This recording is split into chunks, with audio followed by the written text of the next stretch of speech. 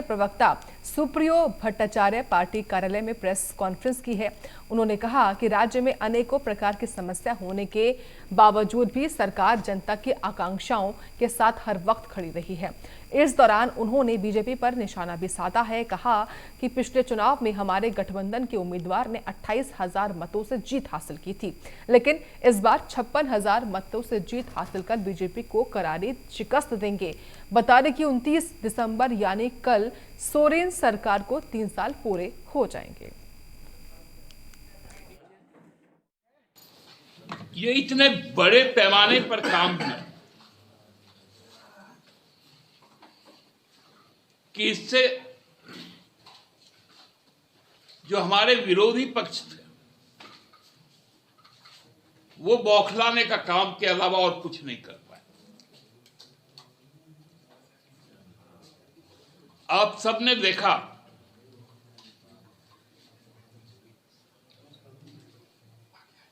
जब जब यहां पर उपचुनाव हुए, 4 उपचुनाव हुए, हर बार भ्रम की स्थिति पैदा की गई। कहा गया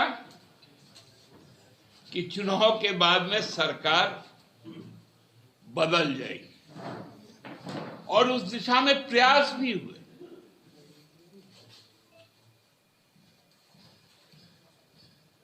लेकिन दुमका और बेरमो में धक्का खाने के बाद भी इनको होश नहीं आया। देश भर के साथ साथ जमशेदपुर में भी कांग्रेस पार्टी ने अपना 138वां स्थापना दिवस मनाया है। शहर के बिष्टुपुर स्थित कांग्रेस दफ्तर में स्थापना दिवस समारोह मनाया गया। ध्वजारोहण के साथ कार्यक्रम की शुरुआत हुई है। वही कार्यक्रम में राज्य मंत्री बन्ना गुप्ता के साथ कांग्रेस पार्टी के कई नेता और कार्यकर्ता मौजूद रहे हैं। दिवस हम हमारे जिला के अध्यक्ष भाई आनंद बिहारी दुबे जी के नेतृत्व में बड़े हर्ष उल्लास के साथ और बड़े सिस्टम और शिष्टाचार से मना रहे हैं।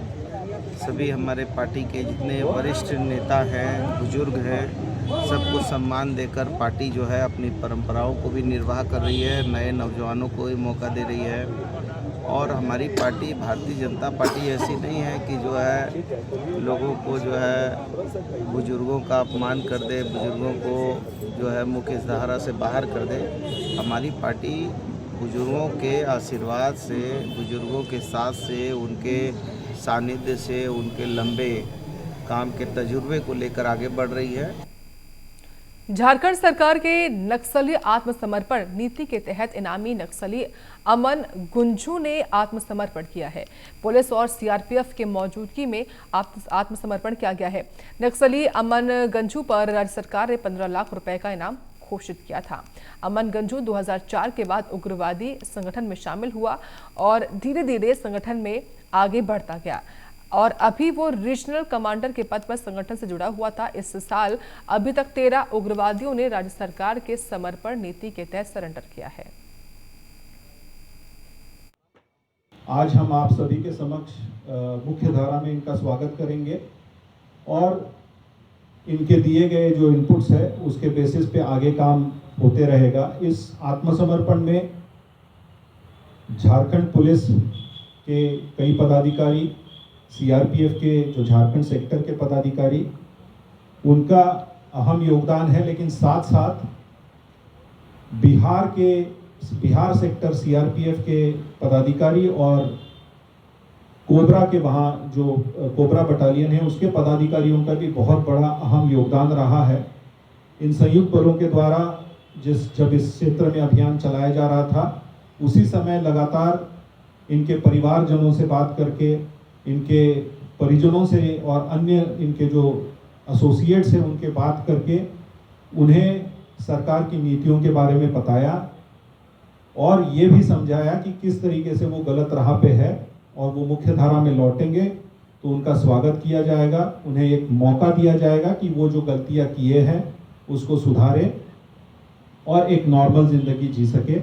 मतलब संगठन में पूरा अलगाव हो गया। अलगाव मतलब कहने का मतलब अपना मन से अपना अपना करने लगा। जो नेता उसके नीचे थे उनके नीचे अपना मन ढंग से अपना परिवार के बच्चा के देखने लगे, दूसरा परिवार दूसरा के मतलब देखने नहीं लगे। मनमुटाव होता था, मनमुटाव आपसी विवाद में क्या कुछ होता था? हाँ, बातचीत से। स्थिति क्या है अभी?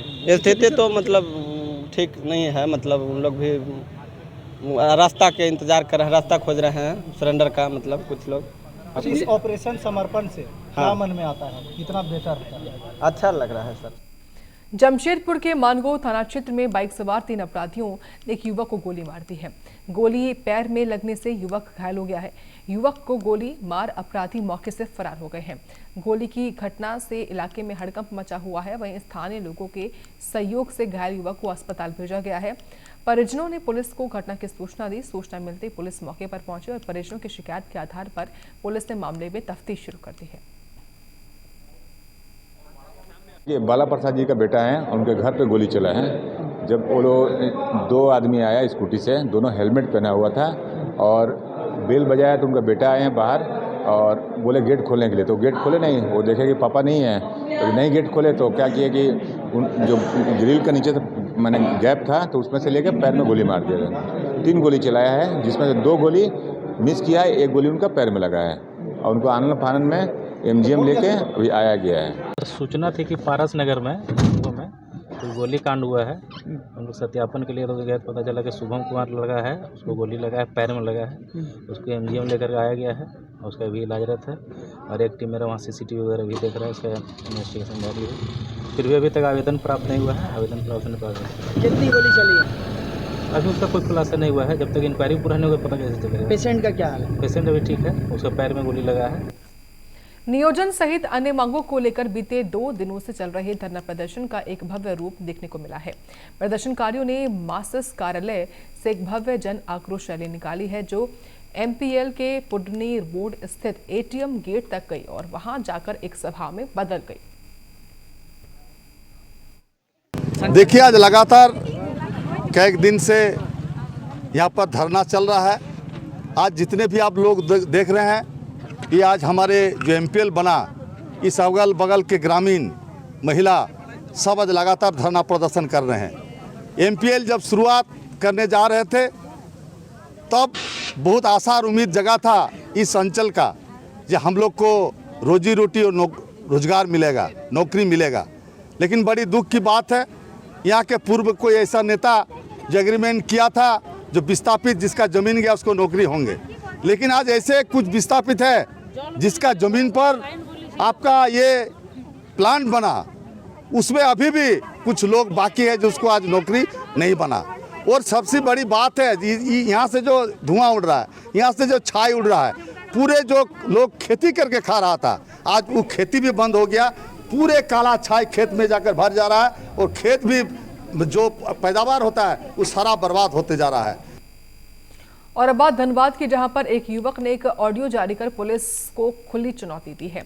युवक ने कई वीडियो वायरल कर व्यवसायी वर्ग कोयला व्यवसायी को जान से मारने की धमकी दी है। बीते 25 दिसंबर के दिन युवक ने क्लिनिक लैब में फायरिंग कर दहशत फैलाने का काम किया था। पुलिस ने युवक की तलाश शुरू कर दी है।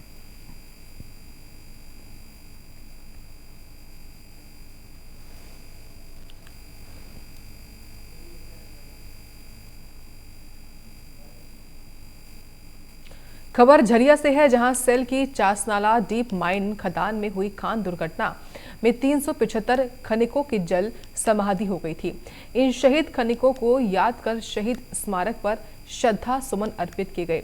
दिन भर श्रद्धा सुमन अर्पित करने वालों का तांता लगा रहा।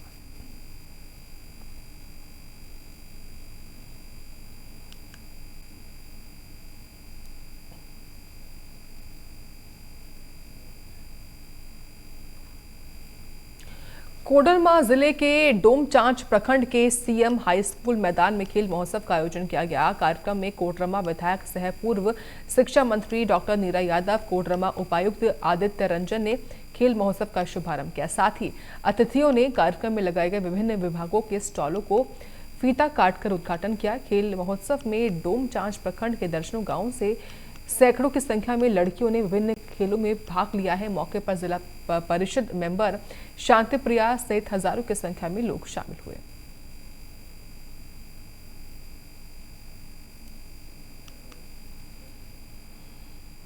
बोकारो के एमजीएम हाई सेकेंडरी स्कूल में 32वीं राष्ट्रीय सब जूनियर कबड्डी प्रतियोगिता का आयोजन किया गया। कार्यक्रम का आयोजन गोमिया विधायक लंबोदर महतो और हॉकी फेडरेशन के अधिकारियों ने संयुक्त रूप से किया है। उद्घाटन से पूर्व रंगारंग कार्यक्रम का आयोजन किया गया। कार्यक्रम में छात्राओं ने रंगारंग प्रस्तुति भी दी। 32वें राष्ट्रीय सब जूनियर कबड्डी चैंपियनशिप का आज यहाँ पर शुभारंभ है और पूरे देश भर के कबड्डी एसोसिएशन से जुड़े हुए सभी प्रतिभागी यहाँ पर भाग लिए हैं। तो सबसे पहले मैं पूरे देश भर से आए हुए सभी कबड्डी के सभी प्रतिभागियों का और उनसे जुड़े हुए एसोसिएशन के सभी सम्मानित मित्रों का झारखंड की धरती में हार्दिक अभिनंदन करते हैं, स्वागत करते हैं। और निश्चित रूप से झारखंड कबड्डी एसोसिएशन को भी हम धन्यवाद देते हैं कि लगातार कबड्डी के विकास के लिए कबड्डी में झारखंड राज्य बेहतर प्रदर्शन करे, इस दिशा में सतत प्रयत्नशील और इस दिशा में कई कार्यक्रमों कई प्रतियोगिताओं का लगातार आयोजन हो रहा है। हम लोग उम्मीद कर रहे हैं कि झारखंड राष्ट्रीय स्तर पर और अंतर्राष्ट्रीय स्तर पर कबड्डी में एक पहचान स्थापित करेगा, राज्य का नाम रोशन करेगा, ये हम लोग कामना करते हैं। और देश में भी कबड्डी निश्चित रूप से अंतर्राष्ट्रीय स्तर पर भारत का नाम गौरवान्वित करेगा, ऐसा उम्मीद करते हैं। और इसी के साथ